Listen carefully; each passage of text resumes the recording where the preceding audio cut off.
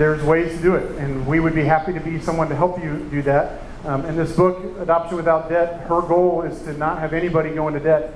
Livesong, which is the letter that's out there on your tables, they're an agency that's out there to help people with loans and grants. I don't know if you've heard of Stephen Curtis Chapman. He has an organization called Show Hope. Their organization was put together because a 9-year-old, his daughter, had the vision of, hey, there's all these people that have money but don't want to adopt, and there's all these people that want to adopt that don't have money. Mom and Dad, why don't we marry those two? A 9-year-old came up with this, and now they have helped over thousands of people to adopt from China and from other countries. And it's been something that's really taught me that our kids, their hearts are amazing, and we need to learn from them.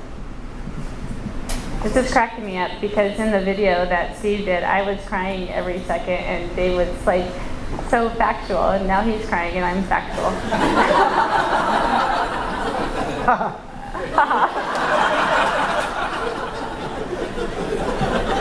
All right, okay. So back to the facts. All right, so we're going to travel to Ethiopia probably twice. Not probably, definitely twice. We go probably once near the middle of February is our best guess at this point. So we'll go to court. We'll get about a 3-week notice. We go to court, and then we come back, and then we go wait for an embassy appointment. So the Hawks that were already here, they were in between those two. They went to court over Christmas, and they came home on New Year's Day, and they're now waiting for their embassy appointment. So it could be that we travel with them to Ethiopia if we happen to be going to court while they're at embassy. So we do anticipate having our kids home sometime in April if things go well. So now we're working on, where the heck are the kids going to sleep? And someone was joking about if you go outside right now, we're on minivan row. There's 57 minivans along, so that's kind of cool. We are a 2 minivan family, and I'm proud of that. I really want a Jeep, but that's never going to happen. So anyway, luckily we bought our Honda minivan with the idea of it needs the C8. And that was the reason why we didn't buy a Toyota Sienna at that point. So we're good to go. We've learned on these last couple trips how to pack lightly and wear underwear inside out one day. And just kidding. But we've learned how to travel light, and it's been good. But most of all, and also through a lot of our friends that have already adopted and been through this, we know that the reality is our story really is just beginning. It's not coming to an end. It is just beginning. And I'm looking at all the faces that have adopted children out there, and they're, yep, you don't know.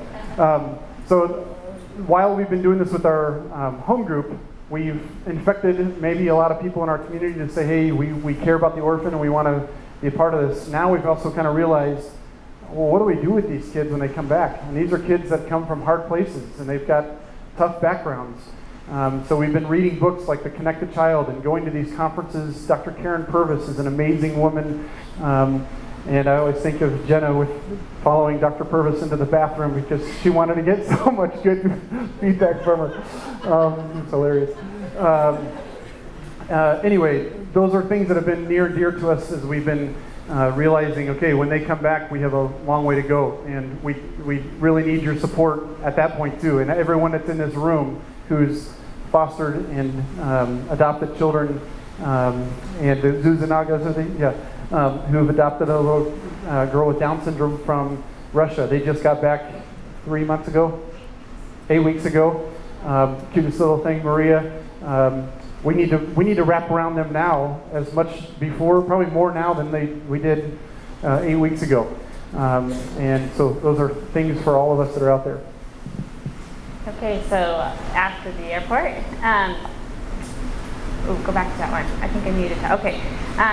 So when we come back, I know it's going to be so tempting for everyone to want to see our kids in person, but we'll probably lay low for a while and just really connect and attach to them, because they're not going to know what all these white people around them are doing and why are they speaking a different language, and look at this food and we don't understand this food. So we will probably lay low.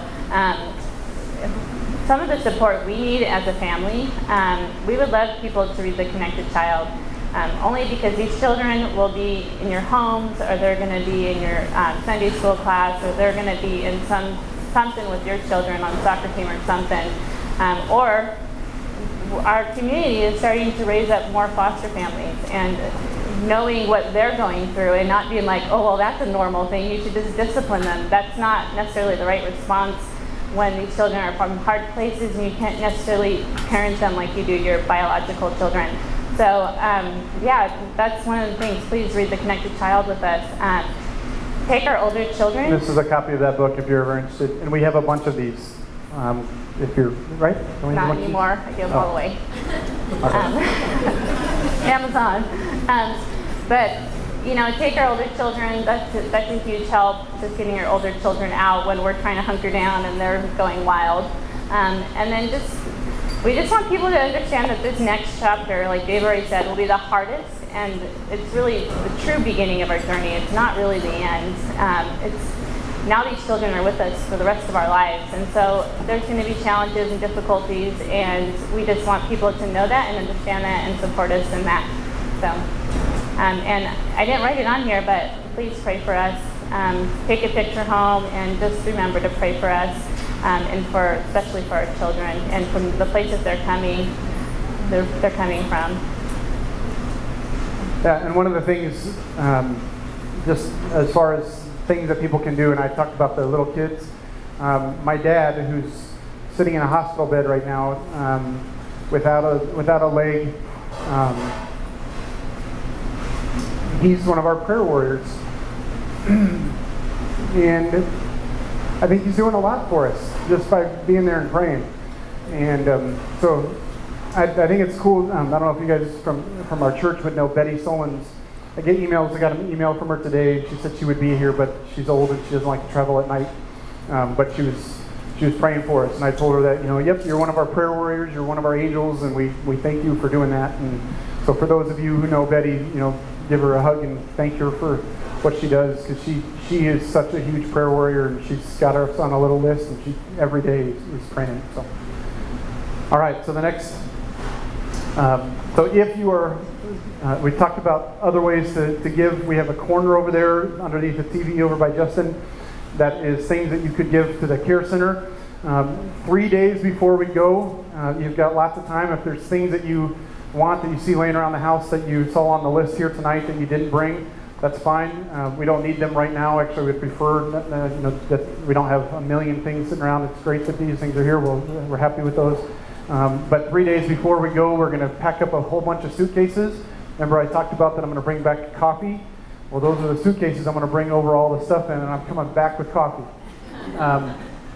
So those are things that you can give that are not financial, but if there is something that you're wanting to give financial, literally today we got a Livesong account approved. I think I was talking to Scott this morning that we didn't have that approved yet. So, but if you're wanting to do, you can either write a check if you're so inclined to do so to Dave or Tracy, or you can do it now through this Livesong account if you're wanting it to be a little bit more official. Either way, you can still, I believe either way you can still get the tax credit, but it just looks a little cleaner, and it may feel more peace of mind if it's going through the Livesong.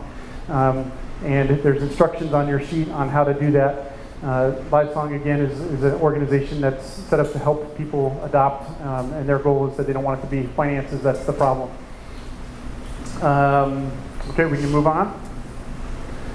All right, and then the rest is to be continued. And so I think we're going to do a quick video. And this video, I want to, the person that did this got about 4 hours. Hey, could you do this for us? So it's an incredible amount of work that we asked. I'm sorry, Dave, can you email that Livesong information Yes. to those of us on the left? Because I don't think there's enough papers. Okay, I can also go make a ton more while we're... Email would be great. Yeah, yep, we'll do. So anyway, Steve, who I'm coaching AYSO soccer with, that you learned about tonight, also was able to come over graciously when he's already packed and has a million things going on, and has lots of kids of his own, did this video for us. And actually, this is the first time I get to see it as well. So here's a short little video.